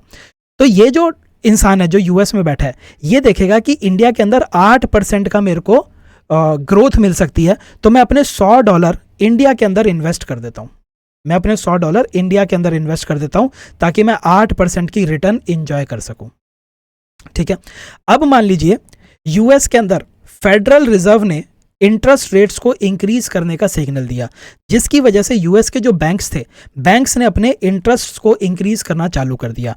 अब पहले क्या था, पहले बैंक्स अगर कोई पैसा जमा कराता तो 2% का ब्याज बैंक्स दे रही थी। अब बैंक्स ने क्या करना चालू किया, उसने कहा कि अब हम 5% का इंटरेस्ट देंगे। तो ये जो इन्वेस्टर है, ये इन्वेस्टर कहेगा कि फिर मैं इंडिया में क्यों पैसा इन्वेस्ट करूं, इंडिया में 8% की रिटर्न मिल रही है, यहां पे मुझे 5% की मिल रही है। यूएस एक स्टेबल इकोनॉमी है, इंडिया के अंदर मैं इन्वेस्ट कर रहा हूं, कल को अगर इंडिया के अंदर उतनी ग्रोथ रेट नहीं रही, इंडिया 4% से ग्रो किया तो मेरे को मेरे को ज़्यादा इंटरेस्ट नहीं मिलेगी, ठीक है। तो वो क्या करेगा, वो इंडिया से अपने पैसे को बाहर निकाल लेगा और यूएस की बैंक्स के अंदर अपने पैसे को डिपॉजिट करना चालू कर देगा। इसको कहा जाता है कि ये जो यूएस का इन्वेस्टर था, इसने अपने पैसे को बाहर निकाल लिया है यूएस के अंदर इन्वेस्ट करने के लिए। तो एक सिंपल सी स्टेटमेंट आ सकती है कि अगर यूएस का फेडरल रिजर्व अपने इंटरेस्ट रेट्स को इंक्रीज करता है तो इसका एक इफेक्ट ये भी देखने को मिलता है कि फॉरेन इन्वेस्टर्स इंडिया से अपने पैसे को बाहर निकालना चालू कर देंगे। तो ये एकदम करेक्ट स्टेटमेंट है, बिल्कुल चालू कर देंगे। क्यों? क्योंकि अब वो अपने ही देश की स्टेबल ग्रोथ के अंदर इन्वेस्ट करेंगे, वो इंडिया के 8% पे रिस्क नहीं लेना चाहेंगे, ठीक है। तो ये वो वाला पॉइंट था जो कि आपको पता होना चाहिए। इसके बाद हम ऑफ बजट बोरिंग में आपको ऑलरेडी बता चुका हूँ, ठीक है। जितना बताया उतना आप याद रख सकते हैं, ठीक है। ऑफ बजट बोरिंग का, ठीक है, इम्प्लीकेशंस भी हम कवर कर चुके हैं। अब अगली न्यूज़ है हमारी करंट अकाउंट डेफिसिट की। एक काम करते हैं, करंट अकाउंट डेफिसिट से पहले बैलेंस ऑफ पेमेंट देखते हैं, फिर उसके बाद ये करंट अकाउंट डेफिसिट वाले टॉपिक को कवर करेंगे।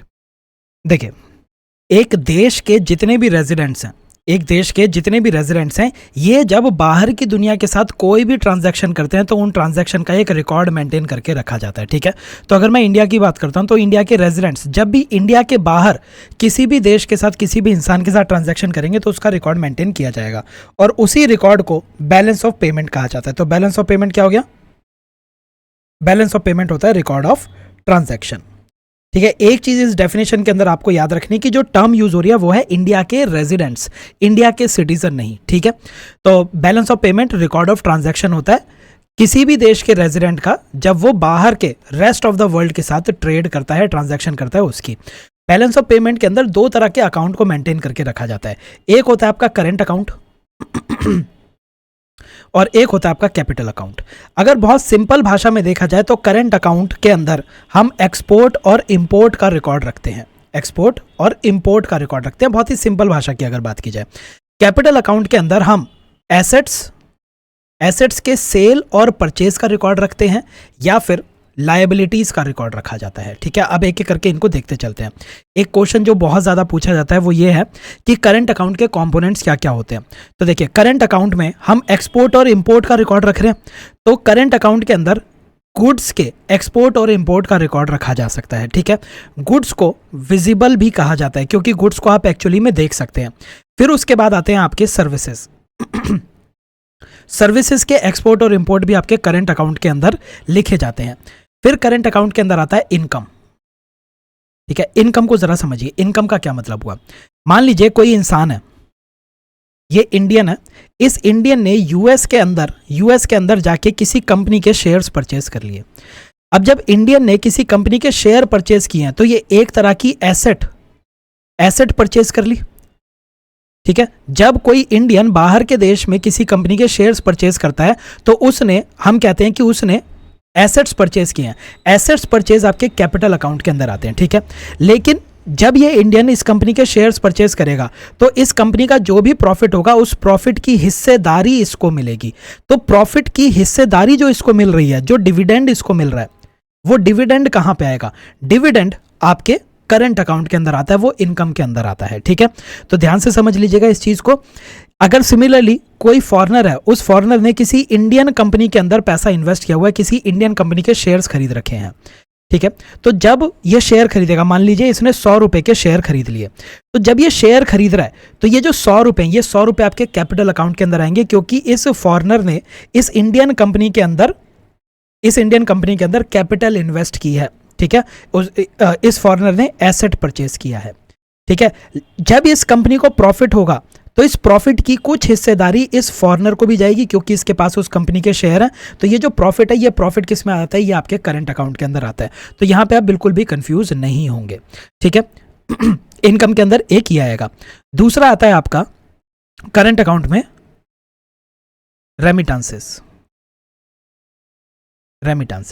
रेमिटेंसेस आपके वन वे पेमेंट होती है।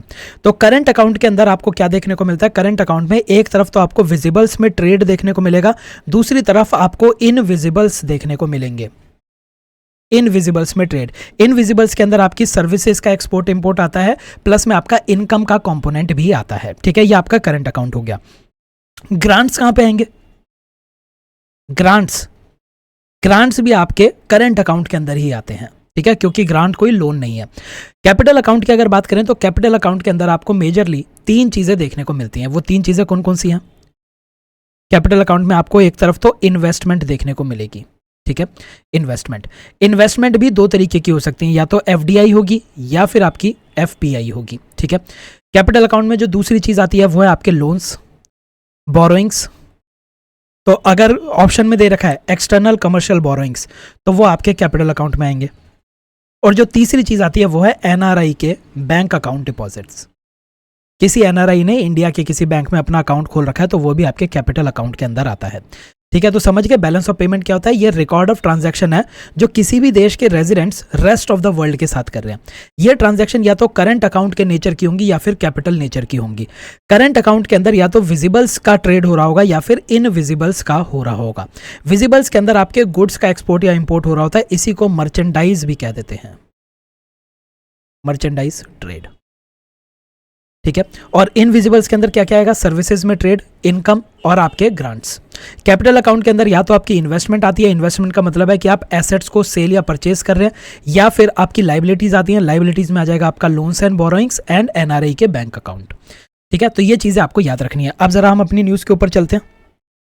न्यूज क्या कहती है? इंडिया के अंदर अगर हम फाइनेंशियल ईयर 2024 की बात करें तो उसके Q1 के अंदर इंडिया का करंट अकाउंट डेफिसिट बढ़ा हुआ था। अब करंट अकाउंट डेफिसिट को देख लेते हैं। करंट अकाउंट के अंदर क्या क्या आ रहा है? करंट अकाउंट में बेसिकली एक्सपोर्ट और इंपोर्ट आ रहे हैं। तो अगर कोई भी देश ऐसा है जिसके एक्सपोर्ट्स कम है इंपोर्ट्स के मुकाबले, जिसके एक्सपोर्ट्स कम है इंपोर्ट्स के मुकाबले, तो हम कहते हैं कि ये देश करंट अकाउंट डेफिसिट में चल रहा है, ठीक है। एक्सपोर्ट से किसी भी देश को फॉरेन करेंसी की अर्निंग होती है, और जब हम सामान को इंपोर्ट करते हैं तो फॉरेन करेंसी हमारे देश से बाहर जाती है, ठीक है। तो करंट अकाउंट डेफिसिट अगर ज्यादा होगा तो इसका मतलब क्या है कि हम इंपोर्ट्स बहुत ज्यादा कर रहे हैं और हमारा एक्सपोर्ट कम है, यानी कि जो फॉरेन करेंसी इंडिया से बाहर जा रही है वो बहुत ज्यादा है। तो करंट अकाउंट डेफिसिट हमारे फॉरेक्स को डिप्लीट कर सकती है, हमारे फॉरेक्स को डिप्लीट कर सकती है। जो लोग पेड कोर्स में ऑलरेडी मैं बता चुका हूं कि करंट अकाउंट के डेफिसिट को पहले हम कैपिटल अकाउंट से फुलफिल करते हैं, फिर उसके बाद अपने फॉरेक्स को यूज करते हैं। अगर कोई ऐसी सिचुएशन आ गई जब हमारा फॉरेक्स बहुत ज़्यादा डिप्लीट हो चुका है तो हम बैलेंस ऑफ पेमेंट क्राइसिस में फंस जाते हैं, ठीक है।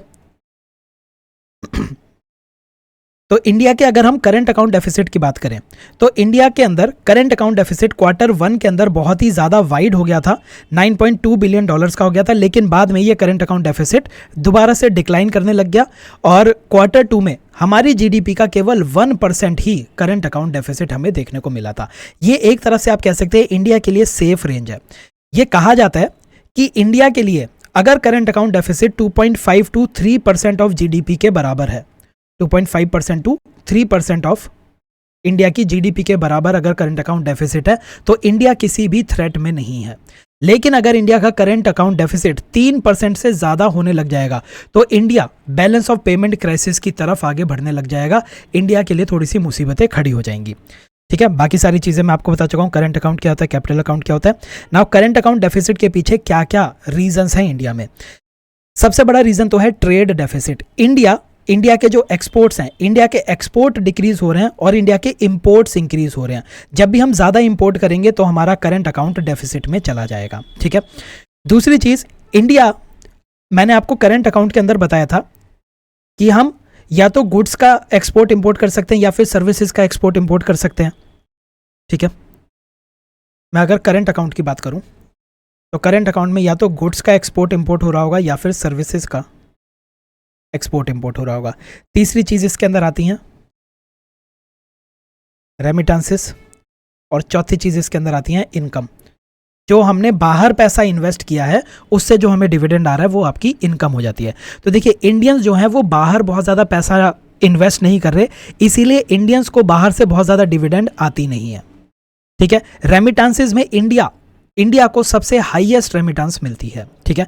सर्विसेज की अगर बात करें तो इंडिया के सर्विसेज का एक्सपोर्ट हमेशा ज़्यादा होता है सर्विसेज के इंपोर्ट से, ठीक है। यानी कि हम ज़्यादा सर्विसेज को एक्सपोर्ट करते हैं और कम सर्विसेज इंपोर्ट करते हैं, इसीलिए सर्विसेज के एक्सपोर्ट में हम पॉजिटिव के अंदर रहते हैं।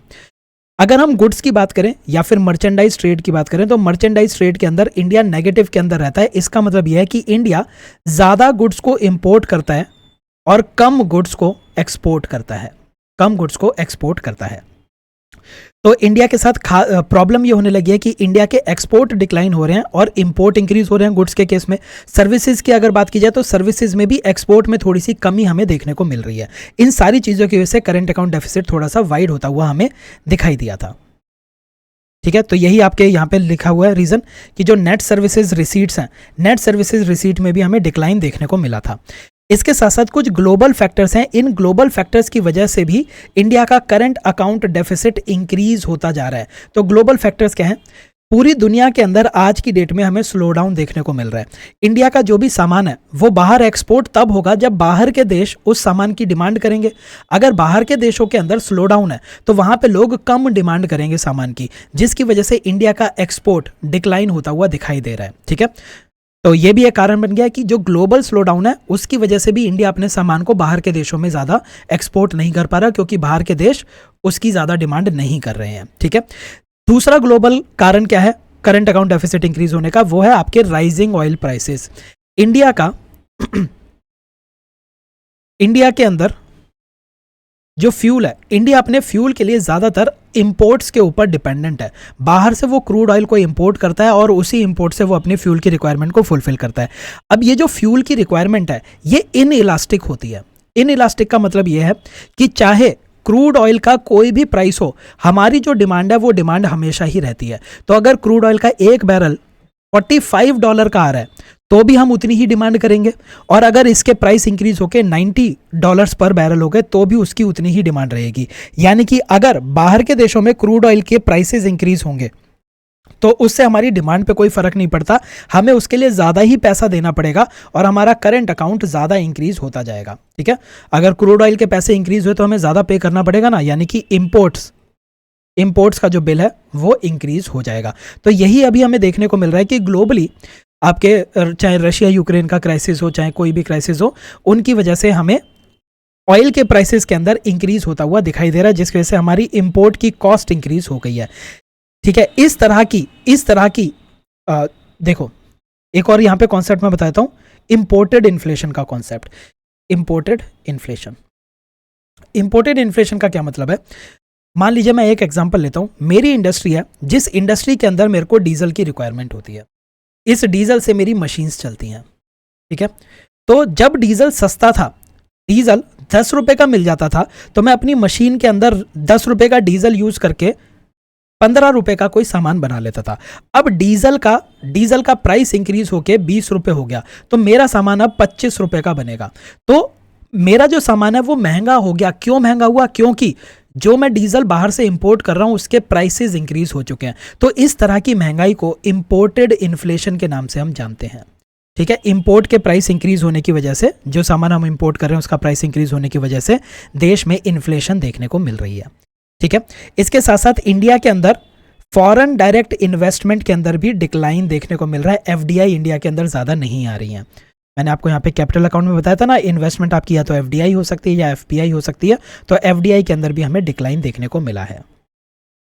ठीक है, अब करंट अकाउंट डेफिसिट इंक्रीज होने के क्या क्या पोटेंशियल थ्रेट्स हो सकते हैं, ये मैं आपको ऑलरेडी बता चुका हूं कि इकोनॉमिक सर्वे 2021-22 के अंदर ये क्लियरली लिखा था कि अगर इंडिया का current account deficit 2.5 to 3% of GDP है तो इंडिया के एक्सटर्नल सेक्टर को क्राइसिस नहीं आएगा। लेकिन अगर 3% से भी ज़्यादा कैड हो जाता है तो इंडिया के अंदर एक्सटर्नल सेक्टर क्राइसिस हो सकता है। ठीक है, तो सबसे बड़ा पोटेंशियल थ्रेट तो यही है।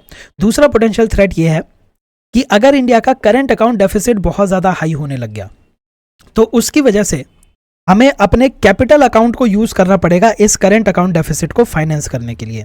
यानी कि हमारे कैपिटल अकाउंट में जो पैसा आ रहा है हम उस पैसे को यूज करेंगे अपने डे टू डे इंपोर्ट्स को फाइनेंस करने के लिए, जो अपने आप में बहुत ज़्यादा स्केरी हो जाता है, जिसकी वजह से हमारा कैपिटल अकाउंट भी डिप्लीट होना चालू हो जाएगा। जब कैपिटल अकाउंट डिप्लीट होना चालू होता है तो हमें अपने फॉरेक्स रिजर्व को यूज करना पड़ता है।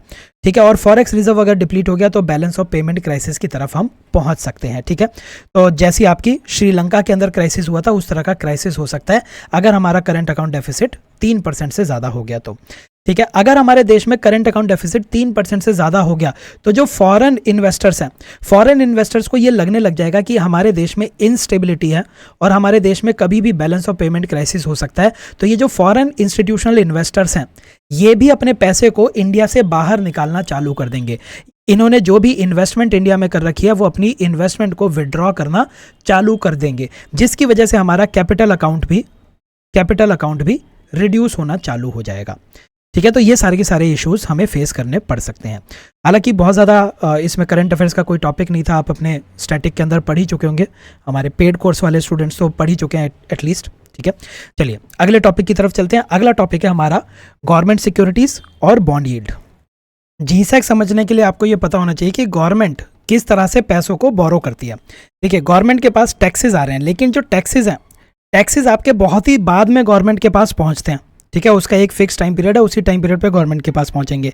लेकिन गवर्नमेंट के खर्चे डेली बेसिस पर हो रहे हैं, जो एक्सपेंडिचर हैं वो इमीडिएट एक्सपेंडिचर हैं। तो अपने एक्सपेंडिचर्स को फाइनेंस करने के लिए गवर्नमेंट को बोरो करना पड़ता है, और गवर्नमेंट बोरो करने के लिए यूज़ करती है गवर्नमेंट सिक्योरिटीज़ का। ठीक है, गवर्नमेंट सिक्योरिटीज़ का। तो मैं पहले एक बहुत ही सिंपल टर्म्स में बताने की कोशिश करता हूँ कि जो गवर्नमेंट सिक्योरिटीज़ या बॉन्ड्स हैं ये किस तरह से काम करते हैं।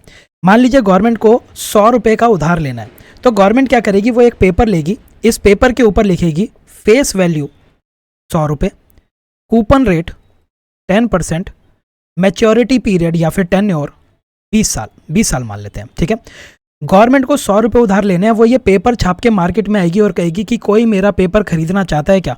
मान लीजिए ए कहता है कि मैं तुम्हारा पेपर खरीदना चाहता हूं, और ए इस पेपर को 100 रुपये में खरीद लेता है, तो ए 100 रुपये गवर्नमेंट को दे देता है। तो गवर्नमेंट को 100 रुपये की जरूरत थी, उसको 100 रुपये मिल गए। बदले में गवर्नमेंट ये पेपर ए को दे देती है, ये पेपर अब ए के पास आ गया। ये जो पेपर है ये एक तरह का प्रूफ है कि गवर्नमेंट ने ए से पैसा उधार लिया है। ठीक है, तो ये जो पेपर है, इस पेपर पे जो टर्म्स लिखे हैं, इन टर्म्स का क्या मतलब होता है। इन टर्म्स का ये मतलब है कि ये जो पेपर है, इस पेपर पे जो टेन्योर लिखा है, इस टेन्योर का मतलब है ये पेपर 20 साल के बाद मैच्योर होगा, यानी कि 20 साल के बाद इस पेपर पे जो भी फेस वैल्यू लिखी हुई है वो फेस वैल्यू जिस भी इंसान के पास ये पेपर है उस इंसान को ये फेस वैल्यू दे दी जाएगी। ठीक है, तो 20 साल का इसमें टेन्योर था, यानी कि 20 साल का ये पेपर मैच्योर होगा, और मैच्योर होते ही इस पेपर पे जो फेस वैल्यू लिखी है वो पैसे इस इंसान को गवर्नमेंट दे देगी। जो ये कूपन रेट लिखा होता है ये एक तरह का ब्याज होता है, इंटरेस्ट होता है। ये जो पेपर है ये 20 सालों के बाद फेस वैल्यू ए को मिल जाएगी, लेकिन 20 सालों तक ए को क्या मिलेगा, 20 सालों तक ए को मिलेगा कूपन रेट। तो यहाँ पे कूपन रेट 10% लिखा है ना, 10% ऑफ फेस वैल्यू। तो इसका मतलब ये है कि जब ए के पास ये पेपर आ गया तो पहले साल ए को 10% ऑफ फेस वैल्यू यानी कि 10 रुपये मिल जाएंगे। दूसरे साल ए को दोबारा से 10% ऑफ फेस वैल्यू 10 रुपये मिल गए। तीसरे साल उसको 10 रुपये मिल गए, और ये 10 रुपये उसको मिलते जाएंगे 20 सालों तक, यानी कि 20 सालों में उसने कितने रुपए कमा लिए, 20 सालों में उसने 20 × 10 200 रुपये कमा लिए। जो 20वां साल है, 20th ईयर है, 20th ईयर इस पेपर का मैच्योरिटी ईयर है। इस मैच्योरिटी ईयर में जो भी ये फेस वैल्यू लिखी थी ये पैसा भी ए को मिल जाएगा। फेस वैल्यू कितनी लिखी हुई है, 100 रुपये लिखी हुई है, तो ए को 100 रुपये भी 20th ईयर के अंदर मिल जाएंगे। तो ए को कितने रुपए मिल गए, ए को 300 रुपये टोटल में मिल गए। ठीक है, तो ए गवर्नमेंट के इस पेपर को क्यों खरीद रहा है, क्योंकि ए इस पेपर को इन्वेस्टमेंट की तरह देख रहा है कि ये पेपर अगर मैं खरीदूंगा तो आज मैं 100 रुपये दे रहा हूँ, 20 सालों के बाद मेरे को 300 रुपये मिल जाएंगे। ठीक है, गवर्नमेंट इस पेपर को क्यों बेच रही है, क्योंकि गवर्नमेंट को अभी तुरंत 100 रुपयों की जरूरत है ताकि वो अपना एक्सपेंडिचर कर सके। तो गवर्नमेंट इस तरह से ये पैसों को बोरो करती है। अब मैंने एकदम सिंपल आपको बताया कि गवर्नमेंट जाके मार्केट में ए को ये पेपर बेच रही है, रियलिटी में ऐसा नहीं होता। ये सारा का सारा काम गवर्नमेंट के लिए आरबीआई करती है, और आरबीआई ने गवर्नमेंट सिक्योरिटीज को बेचने के लिए एक इलेक्ट्रॉनिक प्लेटफॉर्म बना रखा है, एक इलेक्ट्रॉनिक प्लेटफॉर्म बना रखा है जिसका नाम है ई कुबेर।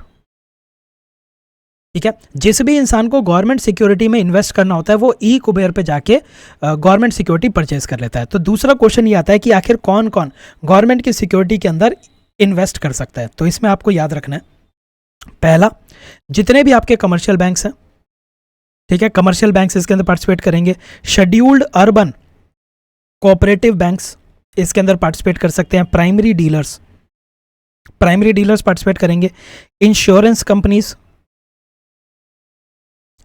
कंपनीज हो गई। Provident fund foreign portfolio investors वो भी गवर्नमेंट के अंदर इन्वेस्ट कर सकते हैं, ठीक है, गवर्नमेंट सिक्योरिटीज़ के अंदर, और आपके कॉरपोरेट्स, ठीक है।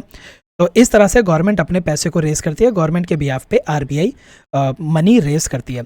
आरबीआई सेंट्रल गवर्नमेंट के लिए भी ये बोरोइंग का काम करती है और स्टेट गवर्नमेंट के लिए भी करती है, ठीक है। अब जो मैंने आपको ये तरीका बताया है, इसी के अंदर थोड़ी सी और माइन्यूट डिटेल्स देखते हैं। देखिए, अलग अलग चीज़ के लिए गवर्नमेंट ने कुछ अलग तरह के सिक्योरिटीज़ बनाई हुई हैं। मान लीजिए गवर्नमेंट को पैसा चाहिए 91 डेज से कम टाइम पीरियड के लिए, तो उस केस में गवर्नमेंट स्पेशल टाइप के पेपर्स को रिलीज करती है, जिन पेपर्स को कहा जाता है cash management bills. Cash management bill के अंदर टेन्योर 91 डेज से कम का होता है, टेन्योर 91 डेज से कम का होता है, और यहाँ पे कोई भी कूपन रेट नहीं होता, ठीक है। अगर गवर्नमेंट को 91 डेज से लेके 364 डेज के बीच में टेन्योर रखना है, तो उस केस में गवर्नमेंट ट्रेजरी बिल्स को इशू करती है। तो हम कह सकते हैं कि ट्रेजरी बिल्स ऐसी सिक्योरिटीज हैं जिनका मैच्योरिटी पीरियड 1 साल से कम होता है, ठीक है। कैश मैनेजमेंट बिल्स ऐसे बिल्स हैं जिनका मैच्योरिटी पीरियड 91 डेज से कम होता है। और अगर गवर्नमेंट को 1 साल से ज़्यादा टेन्योर की मैच्योरिटी देनी है, तो उस केस में गवर्नमेंट अपने बॉन्ड्स को इशू करती है, ठीक है। अब जो कैश मैनेजमेंट बिल है, इसके लिए आपको एक और चीज़ पता होनी चाहिए।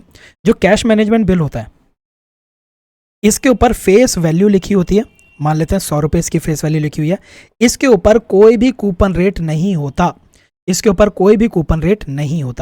इसका जो टेन्योर है वो 91 डेज से कम होता है। तो मान लेते हैं कितने दिन का, मान लें 16 दिन का, मान लो 16 दिन का टेन्योर है, ठीक है, 91 डेज से कम होना चाहिए। ये होते हैं आपके कैश मैनेजमेंट बिल। तो अब आपके मन में एक सवाल आ रहा होगा कि कैश मैनेजमेंट बिल में अगर कोई इन्वेस्ट करता है तो उसको ये कूपन रेट तो मिलेगा ही नहीं, तो उसको फ़ायदा क्या हुआ। तो जो कैश मैनेजमेंट बिल हैं ये हमेशा डिस्काउंट पर बेचे जाते हैं, और मैच्योरिटी के टाइम पर फेस वैल्यू, जो भी इस पेपर को होल्ड करेगा उसको फेस वैल्यू मिल जाएगी। डिस्काउंट पे बेचने का क्या मतलब है, इस पेपर के ऊपर फेस वैल्यू लिखी है 100 रुपये, गवर्नमेंट मार्केट में जाएगी और कहेगी कि मैं अपना कैश मैनेजमेंट बिल बेचना चाहती हूँ, मैं इस पेपर को 90 रुपये का बेचने को तैयार हूँ। तो अगर कोई इंसान इस पेपर को खरीदता है तो वो इंसान 90 रुपीज़ पे करेगा और उसके पास ये पेपर आ गया। इस पेपर पे फेस वैल्यू लिखी हुई है 100 रुपये और मैच्योरिटी टाइम पीरियड लिखा है 16 दिन, यानी कि 16 दिन के बाद ए को गवर्नमेंट 100 रुपये प्रोवाइड कर देगी। ए ने ये पेपर कितने का खरीदा था, ए ने ये पेपर 90 रुपये का खरीदा था और 16 दिन के बाद उसको 100 रुपये मिल गए, तो ए को बहुत ही जल्दी 10 रुपये का रिटर्न मिल गया, ठीक है। तो इसको कहा जाता है कि ये जो पेपर है ये डिस्काउंट पे बेचा गया है और फेस वैल्यू पे इसको रिडीम करा लिया गया है। तो जो कैश मैनेजमेंट बिल होते हैं, कैश मैनेजमेंट बिल एक तरह के ट्रेजरी बिल्स होते हैं, ठीक है। ट्रेजरी बिल का टेन्योर 91 डेज से लेके 364 डेज के बीच में रहता है, ठीक है। इंडिया के अंदर 3 तरह के ट्रेजरी बिल्स हमें देखने को मिलते हैं। 91 डे की मैच्योरिटी के ट्रेजरी बिल, 182 डे के मैच्योरिटी के ट्रेजरी बिल और 364 डेज के मैच्योरिटी के ट्रेजरी बिल्स। जो भी गवर्नमेंट के बॉन्ड 1 साल से ज़्यादा की मैच्योरिटी के होते हैं उनको गवर्नमेंट सिक्योरिटीज़ कह दिया जाता है, ठीक है। जो ट्रेजरी बिल है, जो कैश मैनेजमेंट बिल है वो एक तरह का ट्रेजरी बिल होता है। तो जो ट्रेजरी बिल है, ट्रेजरी बिल भी डिस्काउंट पे बेचा जाता है, इस पे भी कोई कूपन रेट नहीं होता, ठीक है। एक और चीज़ याद रखेंगे, किसी भी तरह का treasury bill state governments issue नहीं कर सकती, स्टेट गवर्नमेंट्स किसी भी तरह का ट्रेजरी बिल इशू नहीं कर सकती हैं, ठीक है, ये आपको याद रखना है। तो कैश मैनेजमेंट बिल ये भी एक तरह का ट्रेजरी बिल है, तो state government cash management bills को भी इशू नहीं कर सकती, ठीक है। अच्छा, एक और चीज़ हमने क्या देखा, अगर मैच्योरिटी 91 डेज से कम है तो government cash management bill issue करेगी। अगर मैच्योरिटी 365 डेज से कम है, यानी कि 1 साल से कम है, तो गवर्नमेंट ट्रेजरी बिल्स को इशू करेगी। अगर मैच्योरिटी 1 साल से ज़्यादा है तो गवर्नमेंट सिक्योरिटीज़ को इशू किया जाता है। अब जो गवर्नमेंट सिक्योरिटी है उसी के अंदर एक और कॉन्सेप्ट आता है कि यहाँ पे आपकी फेस वैल्यू लिखी होती है, यहाँ पे आपका कूपन रेट होता है और फिर आपका टेन्योर होता है, ठीक है। जो कूपन रेट है ये भी आपको 2 तरीके के देखने को मिल सकते हैं। या तो कूपन रेट फिक्स्ड होगा, अगर कूपन रेट फिक्स्ड है तो यहाँ पे डायरेक्टली मेंशन कर दिया जाएगा कि आपको कितनी ब्याज मिलेगी। 10% हो सकती है, 8% हो सकती है, 6% हो सकती है, आप उस नंबर को मेंशन कर देंगे। तो जिस भी इंसान के पास ये पेपर होगा उसको ये ब्याज मिलती रहेगी। ठीक है, कुछ कुछ coupon rate floating coupon rate होते हैं। फ्लोटिंग कूपन रेट के अंदर डायरेक्टली इस तरह की डिजिट्स को मेंशन नहीं किया जाता, उसमें लिख दिया जाता है, जैसे मान लीजिए एक एग्जांपल ले लेते हैं कि ये जो गवर्नमेंट सिक्योरिटी है, इस गवर्नमेंट सिक्योरिटी को जो भी होल्ड करेगा उसको ब्याज मिलेगी देश में जितनी भी इन्फ्लेशन है उतनी प्लस में 2%। तो अगर हमारे देश में इन्फ्लेशन 3% चल रही है तो इस इंसान को कितनी ब्याज मिल जाएगी? सीपीआई 3% है, प्लस में 2%, 5% की इसको ब्याज मिल जाएगी। अगर मान लीजिए इन्फ्लेशन कम होकर 1% रह गई तो इस इंसान को जो ब्याज मिलेगी वो केवल 1 + 2 3% रह जाएगी। क्यों? क्योंकि सीपीआई की वैल्यू रिड्यूस होकर 1 हो गई। और अगर इन्फ्लेशन बहुत हाई है, 8% इन्फ्लेशन चल रही है, तो सीपीआई 8% है, प्लस में 2 10% इसको ब्याज मिल जाएगी। इस तरह के कूपन रेट को फ्लोटिंग कूपन रेट कहते हैं। और यहाँ पे जो मैंने एग्जांपल लिया है इसके अंदर मैंने ये कूपन रेट इंडेक्स कर दिया है इन्फ्लेशन के साथ। तो इस तरह के गवर्नमेंट सिक्योरिटीज को इन्फ्लेशन इंडेक्स्ड गवर्नमेंट सिक्योरिटीज कहा जाता है। ठीक है, अब क्या याद रखना है, और जितनी भी आपकी गवर्नमेंट सिक्योरिटीज हैं, कैश मैनेजमेंट बिल्स हैं, ट्रेजरी बिल्स हैं, ये सारे के सारे बहुत ही ज़्यादा सेफ होते हैं। क्यों? क्योंकि इसके अंदर आप किस में इन्वेस्ट कर रहे हो? आप भारत की सरकार में इन्वेस्ट कर रहे हो। भारत की सरकार का कभी भी दिवालिया नहीं निकलने वाला, वो कभी भी देश छोड़ के नहीं भागने वाली। आपने जो पैसा गवर्नमेंट को दिया है वो गवर्नमेंट ज़रूर वापस करेगी। ठीक है, तो इसीलिए ये जो बिल्स होते हैं ये बहुत ही सेफ होते हैं। और जो गवर्नमेंट सिक्योरिटीज़ होती हैं इनको गिल्ट एज्ड सिक्योरिटीज़ भी कहा जाता है। गिल्ट एज्ड सिक्योरिटीज़ भी कहा जाता है। ठीक है, तो ये सारी चीज़ें आपको याद रखनी है। अच्छा, मैंने आपको ये बता दिया कि किसी भी तरह का treasury bill state governments issue नहीं कर सकती। ठीक है, स्टेट गवर्नमेंट जो बिल्स इशू करती है उनका नाम दिया गया है स्टेट, सिक्योरिटीज इशू करती है स्टेट गवर्नमेंट, उनका नाम है स्टेट डेवलपमेंट लोन्स। ठीक है, आरबीआई सेंट्रल गवर्नमेंट के लिए भी बोरिंग एक्टिविटी करेगी और स्टेट गवर्नमेंट के लिए भी बोरिंग एक्टिविटी करेगी। ई कुबेर के बारे में भी मैं आपको ऑलरेडी बता चुका हूं। ठीक है, तो ये आपके सारे के सारे गवर्नमेंट सिक्योरिटीज के बारे में था। अच्छा, अब सवाल आता है कि आखिर हम इतना पढ़ क्यों रहे हैं।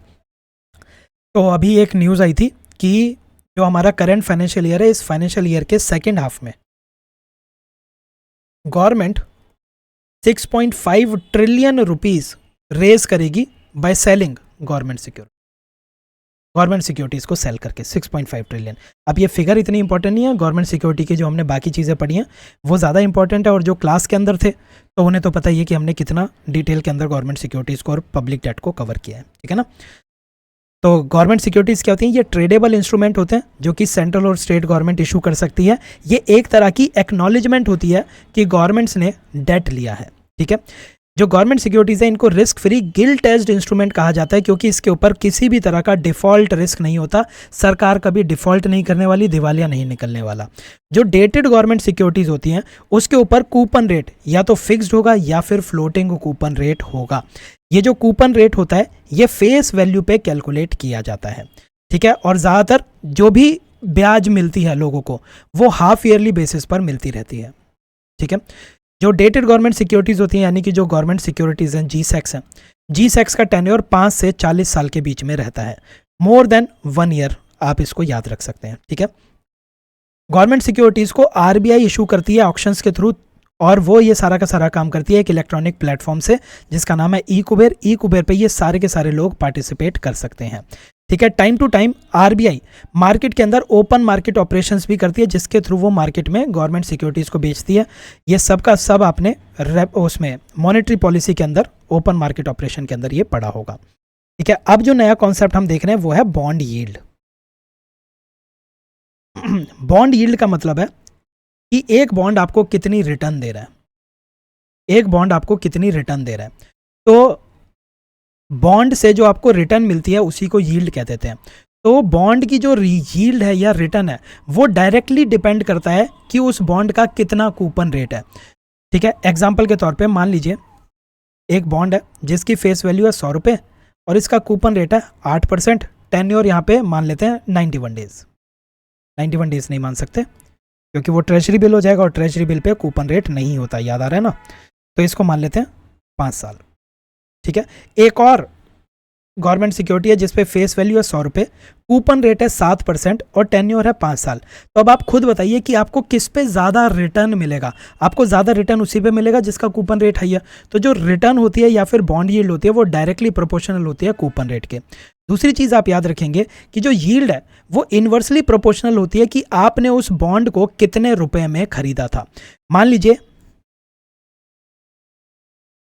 एक आपका बॉन्ड है जिसकी फेस वैल्यू है 100 रुपये, दूसरा बॉन्ड है उसकी भी फेस वैल्यू है 100 रुपये, ठीक है। इसका कूपन रेट है 8%, इसका भी कूपन रेट मान लेते हैं 8%, इसका टेन्योर है 5 साल, इसका टेन्योर मान लेते हैं 5 साल, ठीक है।